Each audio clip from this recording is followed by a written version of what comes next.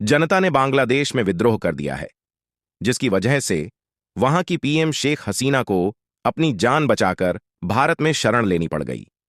बांग्लादेश में आज जो भी परिस्थितियां उत्पन्न हुई हैं, इसने दुनिया भर के तमाम देशों का दिमाग हिलाकर रख दिया है। बांग्लादेश में आज जो कुछ भी हो रहा है, शायद भारत को इसके बारे में पहले से ही जानकारी हो चुकी थी। इसलिए भारत ने पहले ही कड़ी सुरक्षा के इंतजाम कर लिए थे, क्योंकि बांग्लादेश में जब आंदोलन शुरू हुआ था, जिसकी वजह से हिंसा भारतीय और बड़े पैमाने पर जनता ने विद्रोह करना शुरू कर दिया था। भारत तभी समझ चुका था कि बांग्लादेश में कुछ बड़ा होने वाला है, इसलिए भारत पहले से ही तैयार था। भारत ने पहले ही बांग्लादेश के चारों तरफ अपनी मिलिट्री बेस को बनाना शुरू कर दिया था और वर्तमान समय में वहां पर लगातार आर्मी तैनात की जा रही है, जिसकी वजह से बांग्लादेश आज हर तरफ से घिर चुका है, चाहे जमीन हो या आसमान हो या समुद्री रास्ता हो। भारत ने हर जगह, हर सीमा पर अपने सैनिक तैनात कर दिए हैं। भारत हर तरह से निपटने के लिए तैयार है। इधर भारत शेख हसीना को शरण देकर उल्टा फंस गया है, क्योंकि इससे भारत और बांग्लादेश के बीच दरार आ सकती है और आगे भविष्य में हालात बदल सकते हैं।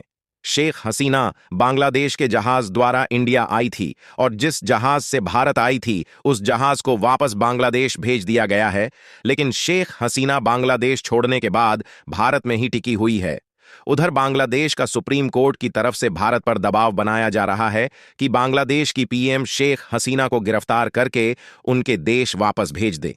इस समय बांग्लादेश और भारत के बीच जो हालात चल रहे हैं, इससे भारत पर बुरा प्रभाव पड़ सकता है। दोस्तों, भारत और बांग्लादेश मुद्दे पर आगे और विस्तार से बात करेंगे, लेकिन उससे पहले चैनल को सब्सक्राइब करके बेल आइकन को ऑल पर सिलेक्ट कर ले। वैसे इस समय भारत बांग्लादेश के बीच 4096 किलोमीटर की जमीनी बॉर्डर रेखा है, जो भारत और बांग्लादेश को बांटता है। और इधर बांग्लादेश में जनता द्वारा किए गए विद्रोह की वजह से जियोपॉलिटिक्स में बहुत बड़ा बदलाव देखा जा रहा है। शेख हसीना बांग्लादेश से जान बचाकर भारत में शरण ले चुकी है, जिसकी वजह से हालात और खराब हो रहे हैं। बताया जा रहा है कि शेख हसीना जब बांग्लादेश से भागने का प्लान करती है, तो उन्होंने सऊदी अरब, चीन, जापान, अमेरिका, ब्रिटेन कई देशों से शरण मांगी, लेकिन इन देशों ने साफ मना कर दिया। जिसके बाद से शेख हसीना प्रधानमंत्री नरेंद्र मोदी से बात करके भारत में शरण मांग लेती हैं और उसके बाद उत्तर प्रदेश के गाजियाबाद जिले में हिंडन एयरवेज पर जहाज से आ जाती है। इधर शेख हसीना के सुरक्षा को लेकर कड़े इंतजाम किए गए हैं और शेख हसीना भारत में ही मौजूद हैं और शायद लंबे समय तक भारत में ही शरण लेंगी।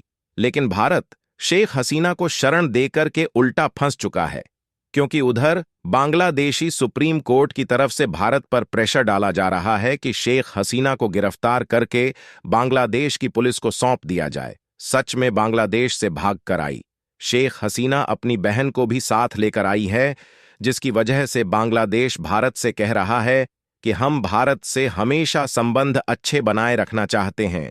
हम दोनों देशों के बीच किसी भी तरह की हिंसा नहीं चाहते हैं।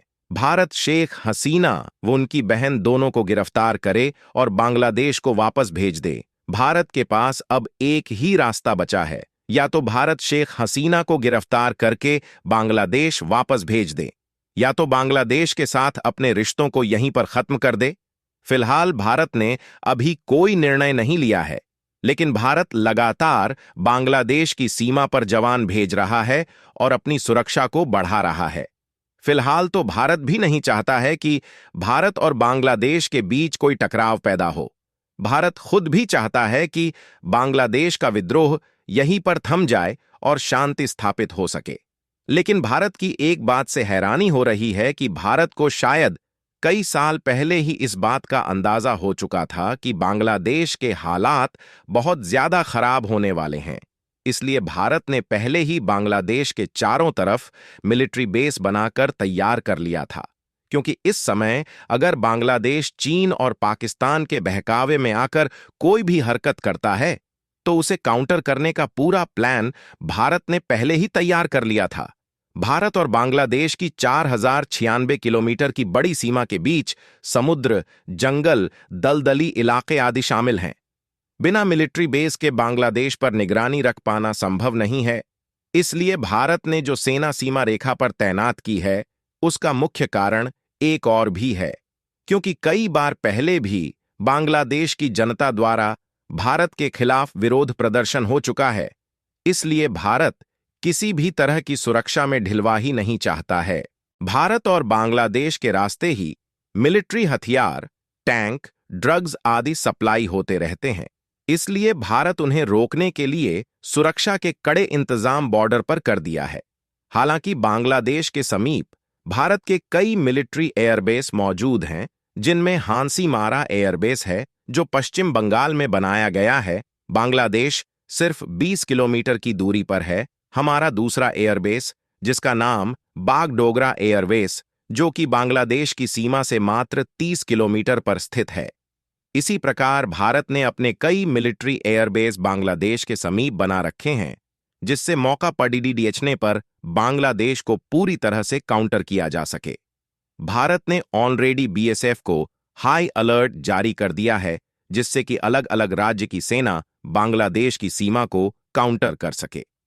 बांग्लादेश में विद्रोह के बाद हजारों लोग भारत में घुसने की कोशिश कर रहे हैं, लेकिन भारत की बीएसएफ ने उन्हें वापस भेज दिया है। वैसे तो भारत ने पूरी तरीके से सुरक्षा के इंतजाम कर लिए हैं। अगर इसके बावजूद भी बांग्लादेश के चरमपंथी ग्रुप के लोग कोई भी हरकत करते हैं, तो अंजाम बहुत बड़ा हो सकता है।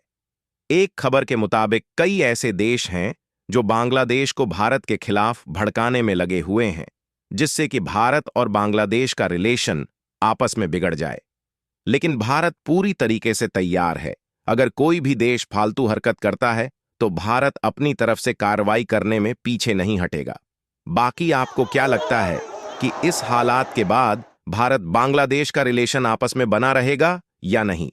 कमेंट बॉक्स में जरूर बताएं। ऐसे ही इंफॉर्मेटिव वीडियो देखने के लिए हमारे चैनल को सब्सक्राइब जरूर करें। नमस्कार।